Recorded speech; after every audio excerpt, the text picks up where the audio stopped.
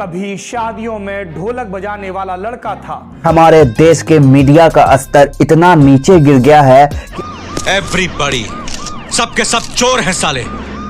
तभी लोग इनको प्यार से गोदी मीडिया बुलाती है और ये इसी नाम से जानने और पहचानने लगे हैं। तो आज की वीडियो में बात करते हैं सौरभ द्विवेदी के बारे में कि सौरभ द्विवेदी एक दिल्ली के मशहूर जेएनयू से पढ़ लिख कर आए और इन्होंने पत्रकारिता की डिग्री हासिल की और फिर साल 2015 में इन्होंने खुद का चैनल खोल लिया और उनके खुद के चैनल में सच्चाई दिखाने का दावा करते हैं और आज इनके द्वारा बताई गई सच्चाई पर प्रकाश डालने वाले हैं कि आखिर कितने सच्चे हैं सौरभ द्विवेदी। एवरीबॉडी सबके सब चोर हैं साले। सौरभ द्विवेदी अपने चैनल में एक कपिल शर्मा की तरह ही शो चलाते हैं जिनका नाम है guest in the news room. इस शो के अंदर ये वीआईपी गेस्टों को बुलाते हैं और उनके साथ बातचीत करते हैं। उन्हीं वीआईपी गेस्टों में से किसी एक पर बात करने वाले हैं हम, कैलाश सिंह टिपाणिया पर। सौरभ द्विवेदी कैलाश सिंह टिपाणिया से कबीर जी के बारे में वैसे तो बहुत सारे सवाल पूछता है, पर उसमें एक सवाल ये भी पूछता है कि कबीर जी हिंदू थे या मुसलमान। संतों को भी जाति की निगाह से देखता है, जाति धर्म की निगाह से देखता है जो व्यक्ति, तो फिर वह क्या सच्ची खबर चला सकता है।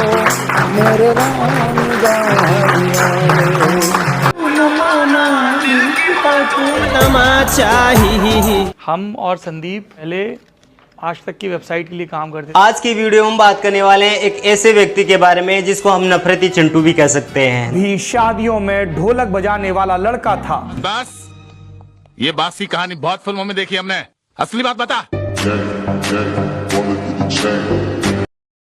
किराए के मकान में रहते हैं और मौज में रहते हैं।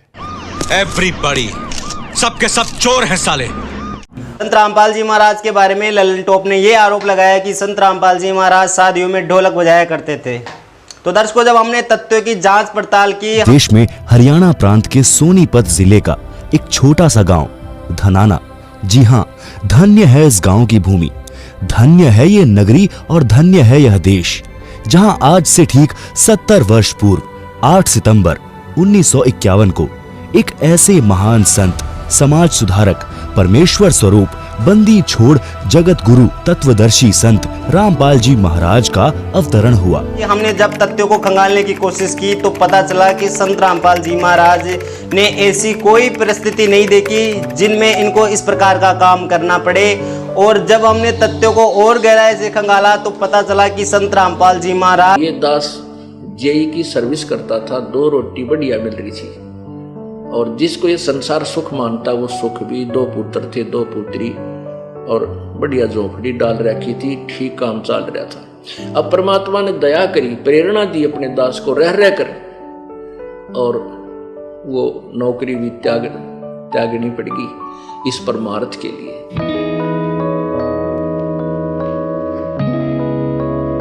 रामपाल ने आर्य समाज की किताब सत्यार्थ प्रकाश पर कुछ टिप्पणियां की। इन्होंने दयानंद सरस्वती पर क्या टिप्पणियां की थी संत रामपाल जी महाराज ने, ऐसी टिप्पणियों का कोई जिक्र नहीं किया। तो दर्शकों, आज के वीडियो में हम बताने वाले हैं संत रामपाल जी महाराज ने क्या टिप्पणियां की थी दयानंद सरस्वती के बारे में। अब इसके 11वें समोल्लास में कलम तोड़ रखी है स्वामी दयानंद जी ने कबीर साहब के बारे में लिखने की। ये देखिएगा, एकादश समोल्लास है, पृष्ठ 306 से प्रारंभ होता है। ये सत्यार्थ प्रकाश है। कबीर जी के विषय में स्वामी दयानंद जी कह रहे, तंबूरे लेकर गाता था, भजन बनाता था, विशेष पंडित शास्त्र वेदों की निंदा किया करता था। कुछ मूर्ख लोग उसके जाल में फंस गए। जब मर गया तब लोगों ने उसको सिद्ध बना लिया। सत्यार्थ प्रकाश में वैसे तो बहुत सारी बातें लिखी हुई है, पर हम 2 बातों का जिक्र करेंगे। पहला, कबीर जी के बारे में ये लिख रखा है कि कबीर जी नीच जुलाहा थे और वह कुछ भी नहीं करते थे और वह एक तंबूरा लेकर गाते रहते थे।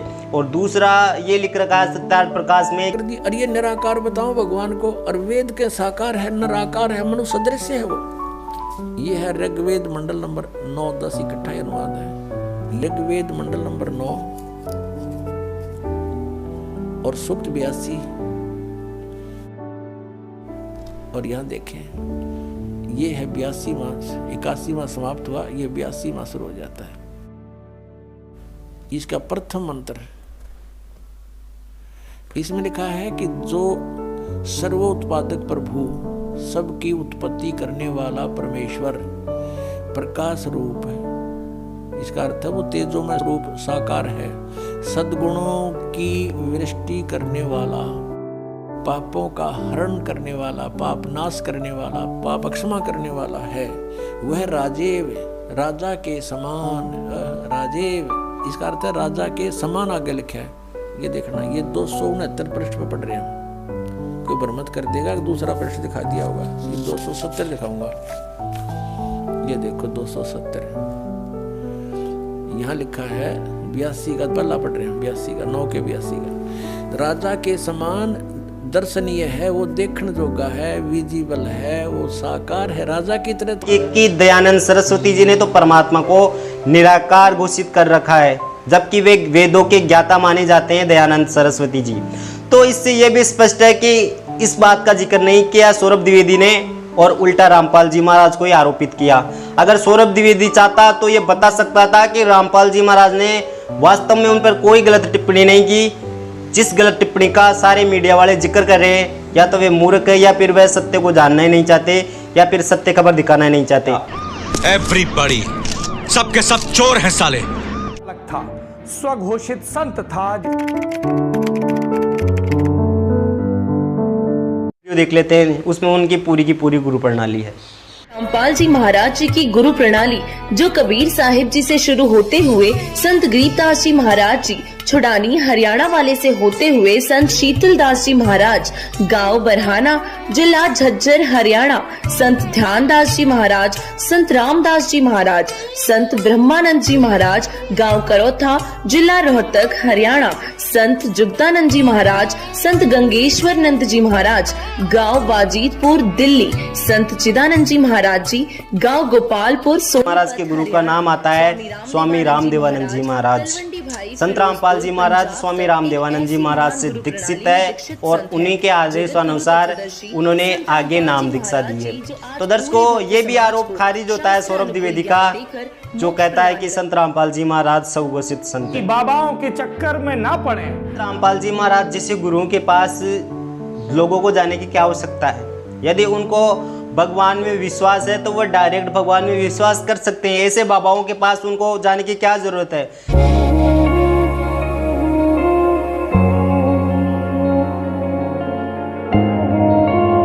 और जिस प्रकार से सौरभ द्विवेदी ये कह रहे कि गुरु बनाने की क्या आवश्यकता है, हमें डायरेक्ट भगवान से ही प्रार्थना करनी चाहिए और सच्चे मन से उनसे प्रार्थना करना चाहिए, बाबाओं के पास जाने की क्या जरूरत है। तो इसके बारे में भी हम आपको बता दें कि कहते हैं रामकृष्ण से तो तुम किसी को बड़ा नहीं मानते। उन श्री रामचंद्र जी ने और श्री कृष्णचंद्र जी ने भी गुरु बनाए और वो 3 लोक के मालिक भी गुरु जी के समक्ष नतमस्तक रहे, एक गुरु मर्यादा में रहे।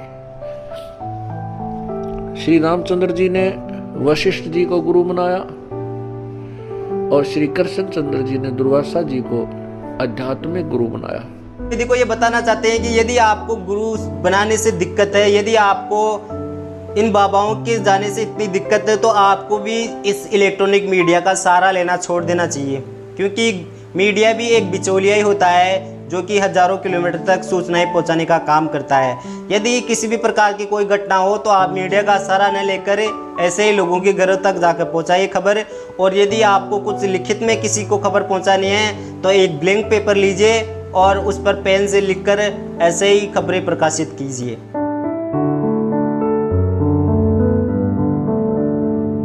और यदि वह बिचौलिया का सहारा नहीं लेगा तो वह मुश्किल से 100 घरों के अंदर भी खबरें प्रकाशित नहीं कर सकता और बिचौलिया के द्वारा वह हजारों करोड़ों लोगों के घरों तक सूचनाएं का आदान प्रदान कर सकता है। स्वयं तो मीडिया का उपयोग करता है और दूसरों को गुरु रूपी बिचौलिया से के पास जाने के लिए मना करता है, तो इनकी मूर्खता ही झलकती है। भगवान की तरह जमीन फाड़ कर निकलता। अब बात करते हैं इनके 5वें बड़े आरोप की कि साल 2006 में संत रामपाल जी महाराज जमीन फाड़ कर निकला करते थे। संत रामपाल जी महाराज के आश्रम में साल 2006 में हाइड्रोलिक लिफ्ट को इन्होंने संत रामपाल जी महाराज के जमीन फाड़ने से जोड़ दिया। इन्होंने ये कहा कि संत रामपाल जी महाराज के आश्रम में जिस प्रकार की हाइड्रोलिक लिफ्ट थी उस पर संत रामपाल जी महाराज जमीन फाड़ कर निकला करते थे। तो दर्शकों, मैं आपको बता दें कि संत रामपाल जी महाराज के करोड़ों समर्थकों ने आज तक नहीं देखा संत रामपाल जी महाराज को जमीन फाड़ कर, तो इन्होंने कहाँ देख लिया संत रामपाल जी महाराज को जमीन फाड़ कर निकलते हुए। ये पूर्णतः मिथ्यक आरोप है। इनके कानों में जो अधूरी बात सुनी उनको इन्होंने इंटरनेशनल चैनलों पर बता दिया, तो ये एक कहीं ना कहीं इनकी मूर्खता है और भविष्य में इनको जवाब देना पड़ेगा। और दूसरी बड़ी बात ये कही संत रामपाल जी महाराज के बारे में कि संत रामपाल जी महाराज सत्संग की करारी फीस लिया करते थे। बाबा के आश्रम में प्रवचन सुनने की करारी फीस होती।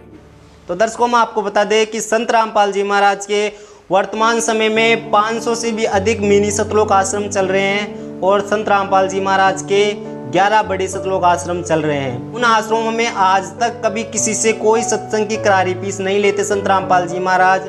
पूर्णतः निःशुल्क होती है सत्संग, पर इस अकल के अंधे को पता ही नहीं खबर का और अधूरी बात को सुनकर लोगों में भ्रामक बातें फैलाने की कोशिश की। जिस प्रकार से पुलिस प्रशासन और संत के समर्थकों के बीच जो आध्यात्मिक विवादों को लेकर जो हिंसक झड़प हुई और उस हिंसक झड़प में आंसू गैस के गोलों के कारण, या हम यूं कहें कि आंसू गैस के एक्सपायरी डेट के गोलों के कारण जिस प्रकार से 5 महिला और 1 बच्चे की मौत हुई, तो इनको बोलने का मौका मिल गया और उनको आधार बनाकर उन्होंने सारे के सारे मिथ्यक आरोप लगाए संत रामपाल जी महाराज।